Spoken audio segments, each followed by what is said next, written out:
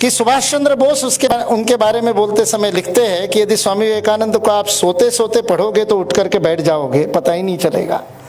यदि आप बैठ करके पढ़ रहे हो तो खड़े हो जाओगे, पता ही नहीं चलेगा कि कब खड़े हो गए।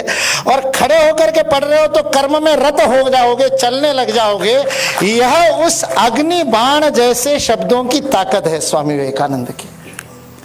और इतने भावात्मक, इतने पॉजिटिव शब्द है कि लाइफ आफ्टर डेथ नाम का उनका एक भाषण है जो लंदन में उन्होंने दिया था।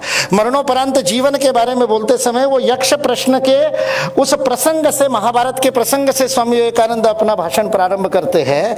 और वो कहते हैं कि यक्ष प्रश्न में एक बहुत चर्चित प्रश्न है जो यमराज ने धर्मराज युधिष्ठिर को पूछा कि दुनिया में आश्चर्य क्या है।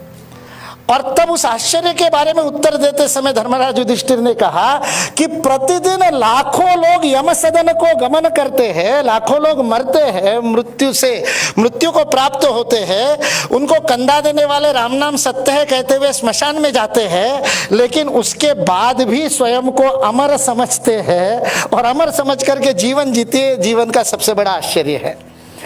यमराज को दिया हुआ उत्तर यमराज को तो ठीक लगा और उसने पांडवों को, चारों पांडवों को, भाइयों को जीवित कर दिया। लेकिन स्वामी विवेकानंद को यमराज की बात नहीं जची, ना धर्मराज की बात जची। उस भाषण में स्वामी विवेकानंद कहते हैं, मुझे समझ में नहीं आता कि इस बात में आश्चर्य क्या है, क्योंकि वास्तविकता में मनुष्य का स्वरूप तो सच्चिदानंद घन स्वरूप है। अजर अमर आनंद के भागी आत्मा आप हो। स्वामी विवेकानंद की एक कविता भी है इस बारे में।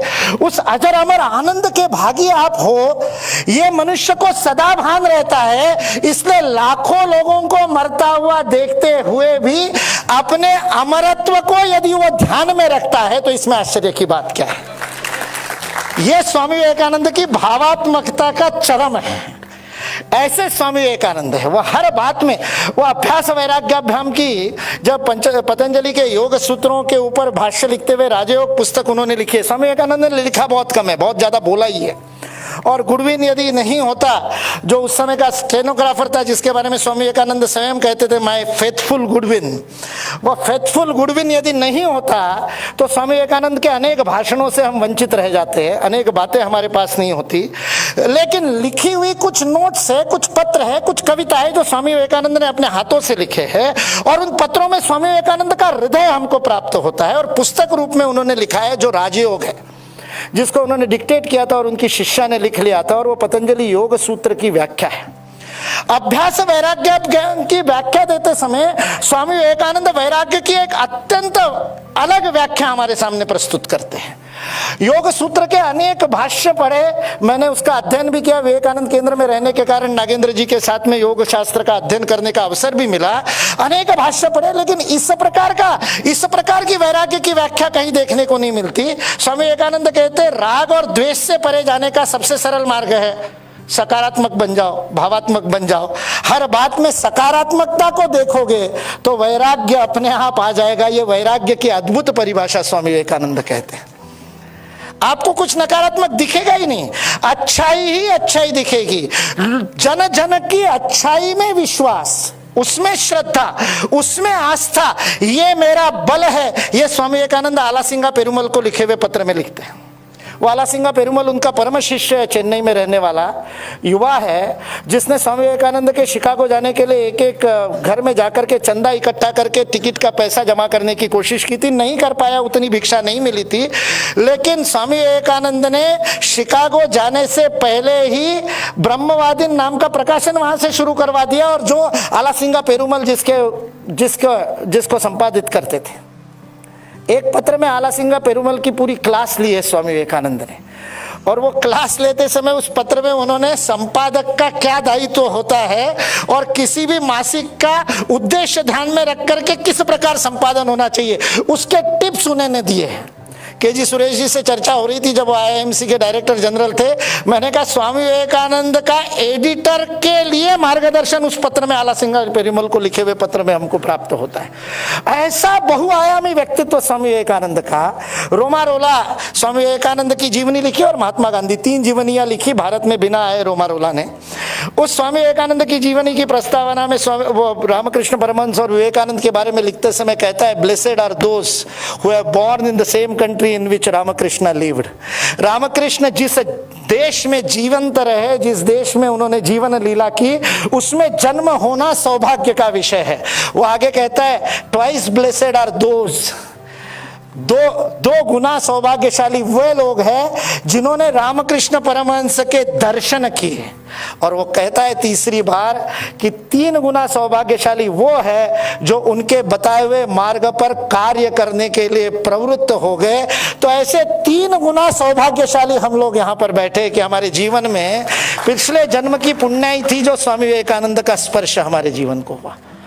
कितना बहुआयामी है कि सन 1900 में जब शताब्दी का परिवर्तन हो रहा था, तब पेरिस में, फ्रांस में जो science conference, world science Congress, सारे विश्व के वैज्ञानिक, और सन 1900 जो विज्ञान के इतिहास को, पश्चिम के विज्ञान के इतिहास को जानते हैं, वह जो 19वीं शताब्दी का अंतिम दशक और 20वीं शताब्दी का प्रथम दशक, ये वह आइंस्टाइन, न्यूटन और इनके ऊपर चर्चाओं का और बहुत बड़ा एक अद्भुत ऐसा कालखंड है। उस समय होने वाली सन 1900 की पेरिस की वर्ल्ड साइंस कांग्रेस में बीज भाषण देने का, कीनोट देने के लिए जिनको आमंत्रित किया जाता है वो स्वामी विवेकानंद है। और वहां पर वो फ्रेंच में बोलते हैं साइंस के बारे में। क्यों? क्योंकि अमेरिका में रहते समय 7 दिन तक निकोला टेस्ला के साथ स्वामी विवेकानंद का स्वाध्याय होता है, और निकोला टेस्ला स्वामी विवेकानंद से उपनिषद का अध्ययन प्राप्त करके उसके माध्यम से जड़ और चेतन का अन्योन्य जो संबंध है, matter can be converted into energy, यह जिस समय फिजिक्स को पता नहीं था, उस समय निकोला टेस्ला को इसके ऊपर प्रयोग करने की प्रेरणा देने वाले स्वामी विवेकानंद हैं। और जब 15 दिन पेरिस में वर्ल्ड साइंस कांग्रेस के लिए स्वामी विवेकानंद रहे, तब एक बंगला उनको दिया गया था। उस बंगले पर भगिनी निवेदिता प्रतिदिन जगदीश चंद्र बसु को लेकर के जाती थी, और जगदीश चंद्र बसु को जड़ में चेतन के अस्तित्व को विज्ञान के द्वारा प्राण की शक्ति को सिद्ध करने का जिम्मा स्वामी विवेकानंद ने दिया। इसलिए एक फिजिसिस्ट होते हुए जगदीश चंद्र बसु का नाम वनस्पति में प्राण होने के लिए, जो आज हमको पता है कि वनस्पति में जीवन है, उसकी प्रेरणा स्वामी विवेकानंद है। जमशेदजी टाटा को स्टील की फैक्ट्री भारत में खोलने की प्रेरणा स्वामी विवेकानंद देते। जमशेदजी टाटा को साइंस रिसर्च शुरू करने की प्रेरणा स्वामी विवेकानंद देते। इसलिए स्वामी विवेकानंद का ऐसा बहुआयामी, कितने क्रांतिकारियों को उन्होंने जीवन में प्रेरणा दी है। हेमचंद्र घोष अपने 3 पन्ने के लिखे हुए पत्र में स्वामी विवेकानंद के भाई को लिखे हुए पत्र में लिखते हैं, स्वामी विवेकानंद ने, भाई ने पैट्रियट प्रोफेट स्वामी विवेकानंद करके स्वामी विवेकानंद की जीवनी लिखी है, जो नवभारत प्रकाशन कलकत्ता से प्रकाशित है। और उस जीवनी में उन्होंने वो हेमचंद्र घोष का 3 पृष्ठ का पत्र जैसे के तैसे प्रकाशित किया है। जब बांग्ला में अपनी माँ को ढाकेश्वरी के दर्शन करने के लिए, जब ढाका में बांग्लादेश अभी जो बना है, वहां पर स्वामी विवेकानंद लेकर के गए थे, तब वहां जिस पंथागार में, जिस धर्मशाला में स्वामी जी रुके थे, वहां पर ये 3 युवा जाकर के स्वामी विवेकानंद को मिलते और कहते मुझे संन्यास लेना है। स्वामी विवेकानंद कहते इस युवावस्था में संन्यास क्यों लेना चाहते हो? तुम्हारी भारत माता परतंत्र है, उसको स्वतंत्र करने के लिए कार्य करो, वंदे मातरम गाओ और देश के लिए न्योछावर हो जाओ, यही तुम्हारे जीवन का लक्ष्य है। स्वामी विवेकानंद मद्रास में दिए गए युवाओं के भाषण में एक वाक्य कहते हैं, मेरे को बड़ा मजेदार वाक्य लगता है, लेकिन इतनी प्रेरणा देता है उन युवा साथियों को। स्वामी विवेकानंद कहते हैं, इसलिए इस पुस्तक में युवाओं के ऊपर एक अलग से अध्याय रखा है, क्योंकि स्वामी विवेकानंद ने बार बार कहा इन युवाओं में से मेरे कार्यकर्ता आएंगे जो मेरे स्वप्न को साकार करेंगे।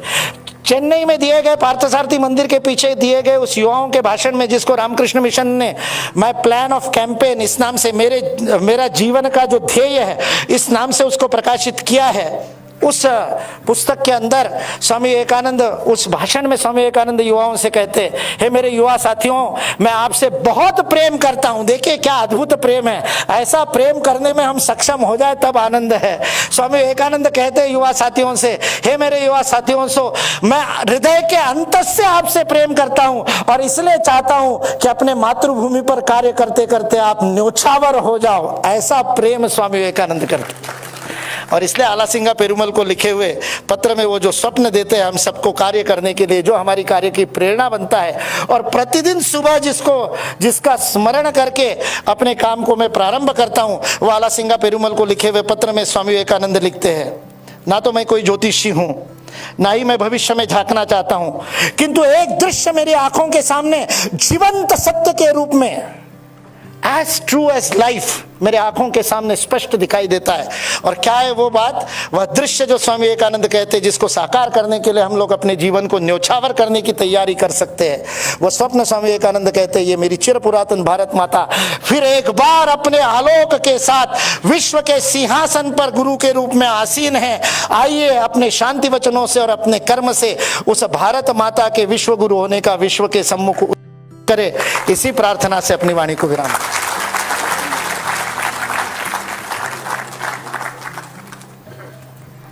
और अब वह महत्वपूर्ण क्षण जिसका साक्षी बनने हम सब यहाँ एकत्रित हुए हैं। आदरणीय सुरेश जी तथा हमारे आज के सभी प्रमुख अतिथियों से अनुरोध है कि वे मुकुल जी और अनूप जी द्वारा लिखित एसेंशियल विवेकानंद पुस्तक का लोकार्पण करें।